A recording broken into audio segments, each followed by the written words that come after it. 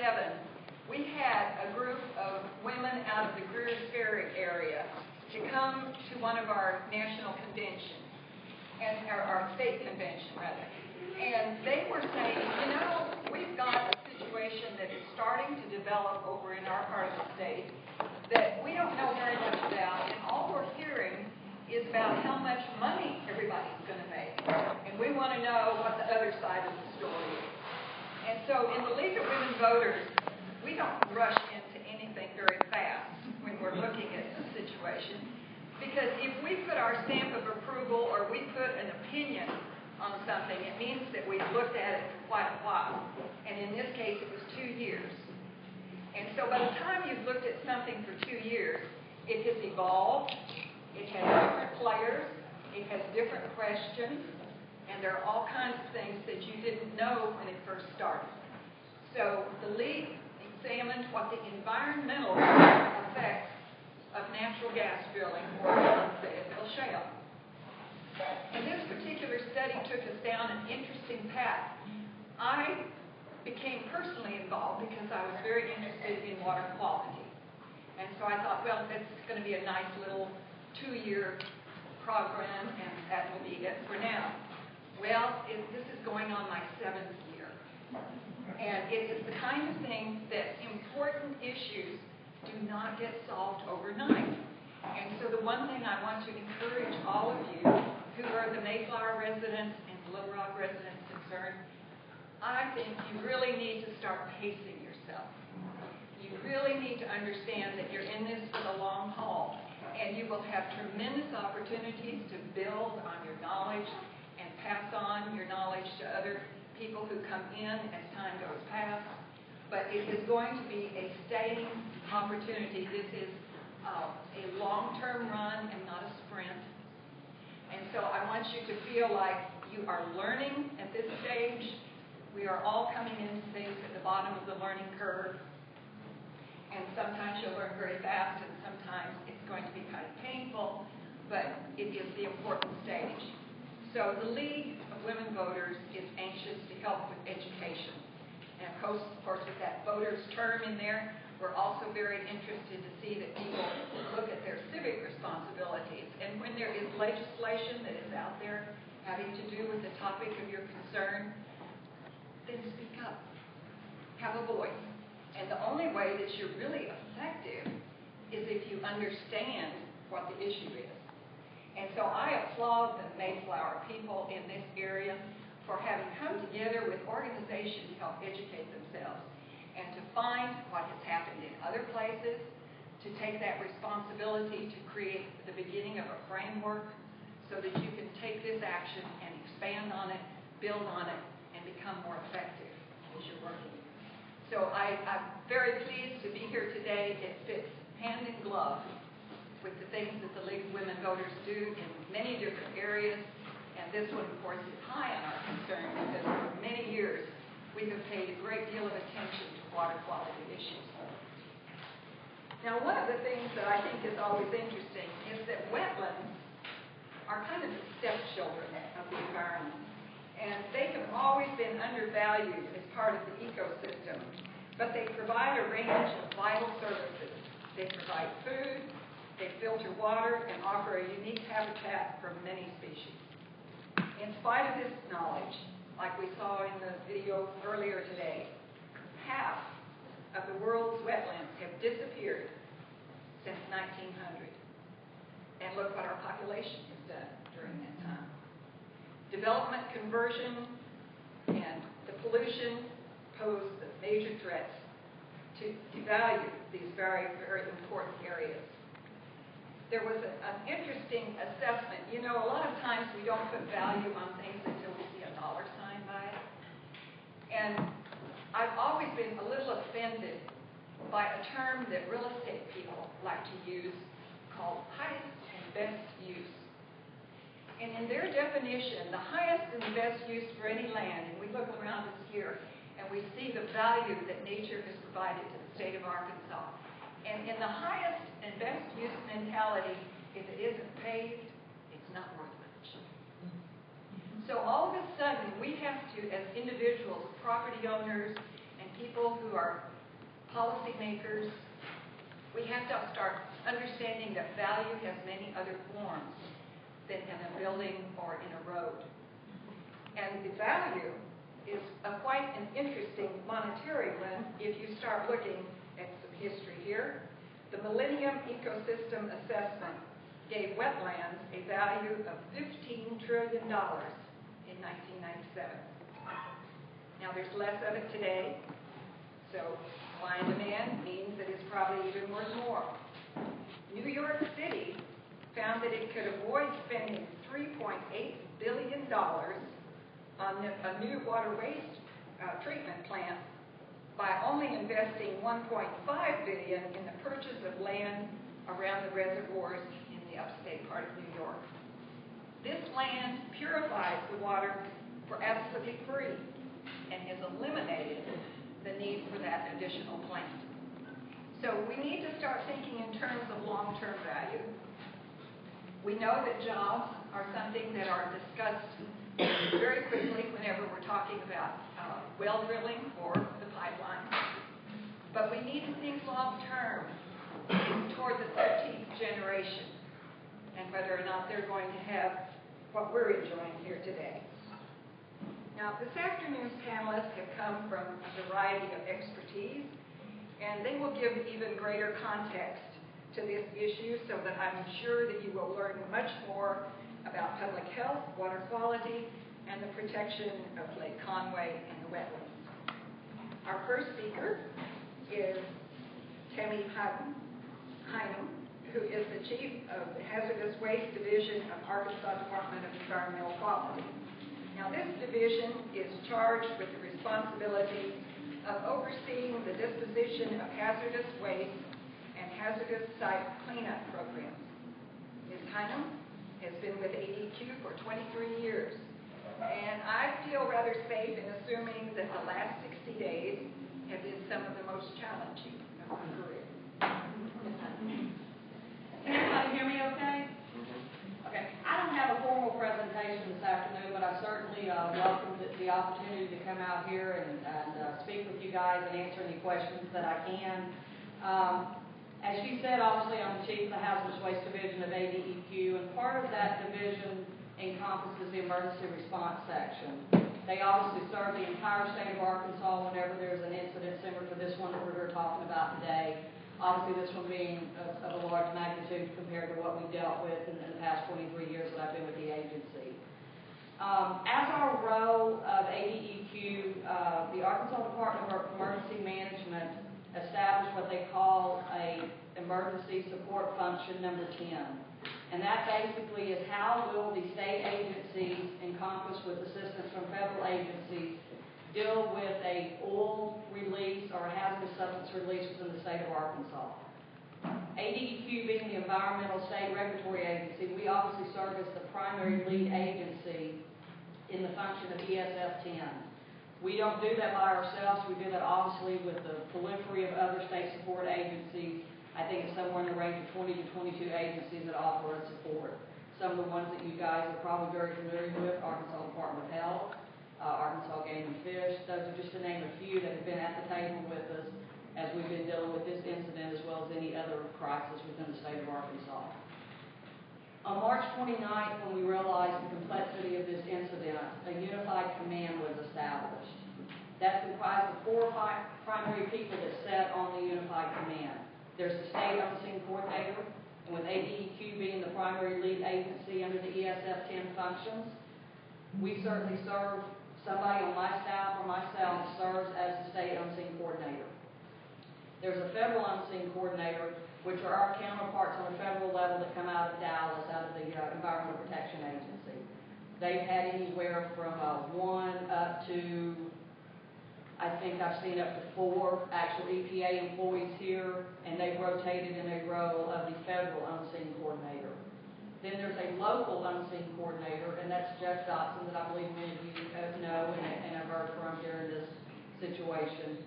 And then the 4th is called an incident commander, and that's typically the responsible party for the incident that you're dealing with.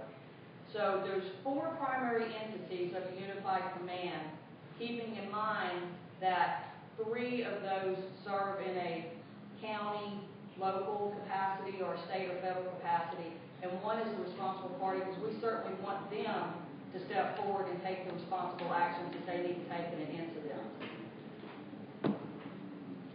The Unified Command signs off on, all four parties sign off on all waste disposal plans, all emergency response activities, and as we're transitioning out of the emergency response and going into what we call long-term remediation, which is more of the restoration and maintenance of the areas that have been impacted. The Unified Command is going to step down, as they call it, and ADEQ being an authorized state to handle the hazardous waste and hazardous substances, we will issue an order to the responsible party, ExxonMobil, and it will lay out the criteria of all the plans that they will have to do, the schedules that they will have to adhere to, the cleanup criteria that we will expect them to basically restore all of these areas back to the pre-spill conditions. In our role on the Unified Command, we have taken what we call split samples. We required the responsible party, once the oil was contained with all the booms and things that y'all seen in the waterways, we required the responsible party to go out and collect certain samples. Both what we call a waste sample, where we had the free-floating oil and so forth, because we wanted to see what we were dealing with, as well as samples of your water bodies, the soils within the neighborhood, and along all the drainage pathways. We also dispatched some of our scientists within ADEQ to go out and collect samples at the same location. What that allowed us to do is, while Exxon had their contractors pulling their samples, and they were sending it off to an ADEQ-approved certified laboratory. It's a third-party independent, has no correlation to ExxonMobil. It's a laboratory that ADEQ has certified to analyze these type samples. Then we pulled our analysis and our sample locations, and we had our in-house ADEQ laboratory run those. When we got the results, that allowed us to correlate. Certainly, if we saw a huge difference in the results with the samples being collected at the same location, that would have been a flag for us. What we've seen is a very good correlation in the data. So we've had basically two different labs running data from the same locations, so we keep apprised and keep a heads up on all the activities going on. Those activities are continuing today. We're still out there from an ADEQ standpoint, pulling surface water samples, and Exxon themselves is also continuing to pull surface water samples. Within the neighborhood area, what we call more of the immediate impact area, there's been anywhere from groundwater samples being pulled. I think we've got up to 14 temporary wells on the site where we can pull the groundwater underneath and get a general idea from the data as to what the groundwater impacts may or may not have been underneath that residential area. We've been pulling soil samples, both from what we call a surface level, and then we've been coring down and getting it at a depth to determine more of what we call more of the horizontal and the vertical extent of the contamination. As of this past Thursday, there's been several areas that have been signed off on by the Unified Command that the emergency response phase has been completed. Now listen to me real carefully. The emergency response phase has been completed. That means that we're now going to transition in to the full-fledged scope of long-term remediation. The emergency response phase is abating the imminent substantial endangerment, basically getting rid of the visual oil. And then we realize that there may be some residual contamination that remains within the soils, possibly some of the sediment and so forth. So this past Thursday, we signed off, the Unified Command signed off on what we call the Cove and the Marsh area.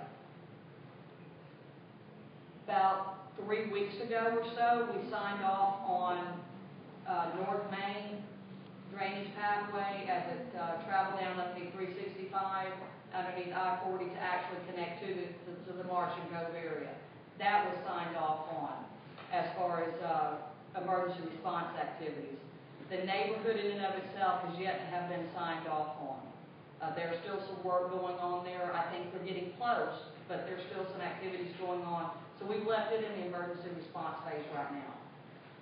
We are actually currently working with EPA in reviewing the plan that ExxonMobil presented to us at our request, that basically told us how they would anticipate going in and gridding off the cove and the marsh area, and at what frequency they would collect both water and sediment samples along that entire drainage pathway. And they would run it for a sweep of constituents, volatile organics, semi-volatile organics. You may be familiar with the term PAHs, polyaromatic hydrocarbons, very common in crude oil. There's a list of like 8 to 10 metals that are pretty common in this type of waste stream. So we'll be analyzing for all of those type constituents. When that plan is submitted to us and approved, they will have a schedule that they are expected to go out there and actually implement it. They'll pull their samples. Then once they get the results back, they'll need to put it in a report and compile it and tell us what the results show. EPA and ADEQ will have a list of our staff, our scientists that have been doing this for years. They will actually go over all this data. Game and Fish will be involved in this as well with their biologists and so forth, because we're both looking from a human health protection aspect as well as the ecological protection aspect. You know, when we're dealing with the cove and the wetland area, we want to make sure that it's left and returned back into a condition that it can support the fish wildlife and things of that have been in and around that area in the past. And obviously within the neighborhood and all the drainage pathways, we want it to be comfortable both from an ecological standpoint as well as a human health standpoint. So there's going to be a lot of criteria that's going to be established. Ecological endpoints, as we call it, the cleanup expectations, they are very stringent. You know, Emily can, when she used to work at ADEQ, I think she can speak as well to the fact that, the ecological endpoints are very stringent. And a lot of times if you're cleaning up to an ecological endpoint, you're protective to a human health endpoint, because those levels, they're actually instead of walking on it, they're actually in and around kicking up the sediments and things like that. So we feel very comfortable with the approach that we have, the progress that we're making. I think the two key points that I wanted to talk with you guys about today, I've touched on, and I want to close and reiterate that I'll answer any questions that you guys have. The Unified Command, you've got the majority of the Unified Command being your county judge that's here to protect you guys on the county level. You've got your federal government, the United States Environmental Protection Agency that's here, obviously protective for the United States of America. And then you've got ADEQ there, obviously working in partnership with folks like Game and Fish and the Department of Health and things of that nature. And we're here obviously for protection of the citizens of the state of Arkansas. That's 3/4 of the Unified Command. And we're calling in the reports that we're requiring. We're telling them where the waste needs to go, how the waste needs to be handled, what's the most appropriate disposal method for those, and so forth. And they're signing off as their commitment to follow through with what we've asked for to be put into those plans.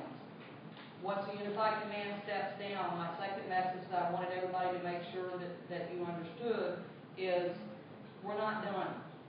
You may hear the press releases and things of that nature that the Unified Command has stepped down. That just means that it's no longer an emergency response action. That means that the emergency response activities have been abated, but that doesn't mean there's still not cleanup that needs to be addressed. And that's going to be done under the purview of ADEQ, the agency that I work for. Being an authorized state, we're going to call in the plans, and obviously Game and Fish is going to be at the table with us, Department of Health from a human health protection standpoint, and then my counterparts at EPA also will continue to be involved in the review of all of those results and so forth. So that's just kind of a quick overview of kind of where we've been over the last 60 days and where we hope to go in the next days forward. And I certainly would answer any questions. I don't know if we need to do it at the end. Or I think we probably will take questions at the end so that you'll have a full range of the discussion here to shape your question. Our next speaker, and thank you very much.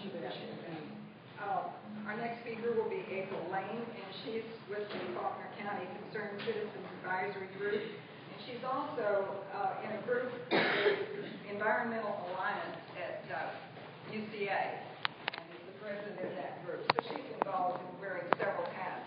But natural gas drilling activity changed life as usual for April.